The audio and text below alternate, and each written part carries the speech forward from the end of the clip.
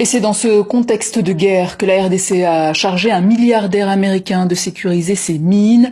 Oumy Diallo, bonsoir. Bonsoir. Oumy, vous nous parlez ce soir d'Eric Prince, un homme de l'ombre dont le portrait passionne les abonnés des réseaux sociaux de TV5 et dont l'histoire est tristement liée à l'Afrique. Effectivement, Nidia, son surnom, le businessman de la guerre, ex-membre des forces spéciales de la marine américaine, il communique beaucoup sur le fait que c'est face à l'inaction de la communauté internationale lors du génocide des Tutsis au Rwanda qu'il décide de fonder Blackwater, la plus grande société privée de mercenaires.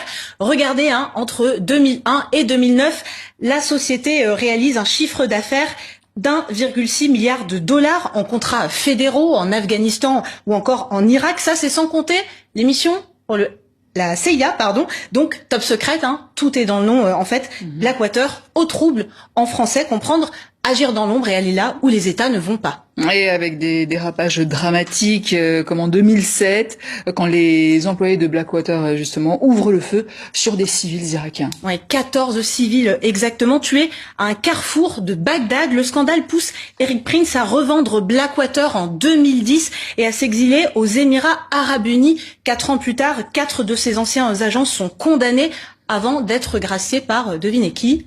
Donald Trump. Donald Trump, en effet. En 2020, depuis, Eric Prince, ultra-conservateur, est resté très proche du président américain qu'il consacrait pour les opérations militaires extérieures. Et selon le New York Times, après Blackwater, Eric Prince rebâtit un vaste réseau de sociétés écrans, dont FSG, créé en 2014 avec des fonds chinois. Effectivement, FSG propose un appui militaire des services logistiques et de sécurité, là aussi plus ou moins opaque. Parmi ces terrains d'intervention, on peut citer l'Équateur, Haïti, le Mozambique ou encore la Libye, des terrains difficiles, voire chaotiques. Et est-ce pour cette expérience que le gouvernement congolais lui a confié la sécurité des mines ? Alors en tout cas, Kinshasa semble apprécier la méthode Prince, puisque FSG est déjà présente depuis 10 ans en RDC en réalité, pour collecter des taxes minières et réduire la contrebande transfrontalière notamment.